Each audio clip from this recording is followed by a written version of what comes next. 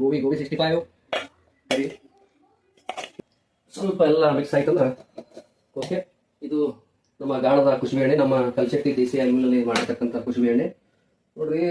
ಕರಿಗಿನ್ಸು ಭಾಳ ಮಂದಿಗೆ ಕರಿದ ಐಟಮ್ ತಿನ್ಬೇಕು ಅನಿಸ್ತದೆ. ಹೊರಗಿನ ಐಟಮ್ ತಿಂದ್ರೆ ನಿಮ್ಗೆ ರೋಗ ಬರ್ತಾವ. ಅದಕ್ಕೆ ವಿಶೇಷವಾಗಿ ಗಾಣದ ಎಣ್ಣೆ ಯೂಸ್ ಮಾಡಿ ನಾವು ಅದೇ ಮಾಡ್ತೀವಿ, ನಮಗೆ ಹೊಸದಲ್ಲ. ಸೊ ನೀವು ಕೂಡ ಗಾಣದ ಎಣ್ಣೆ ಉಪಯೋಗ ಮಾಡಿರಿ, ಅತಿ ಉತ್ತಮವಾದ ಆರೋಗ್ಯ ಪಡಿರಿ ಅಂತ ಹೇಳ್ತೀನಿ.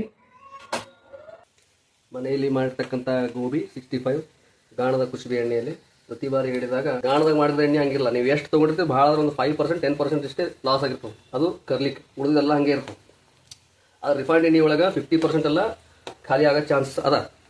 ನಾವು ಮಾಡಿದ ಎಣ್ಣೆ ಒಂದು 250 ml ಹಾಕಿದ್ದೇವೆ ಅಂದ್ರೆ 200 ml ಅಂತೂ ಎಣ್ಣೆ ಉಳಿದಿರ್ತದೆ. ಸೊ ಹೀಗಾಗಿ ಆರೋಗ್ಯದ ಕಡೆ ಗಮನ ಕೊಡಿ. ನಿಮ್ಗೆ ಏನು ಬೇಕಾದ್ರೂ ಮಾಡ್ಕೊತೀನಿ ಮನ್ಯಾಗ. ಒಳ್ಳೆ ಎಣ್ಣೆ, ಹಾಲು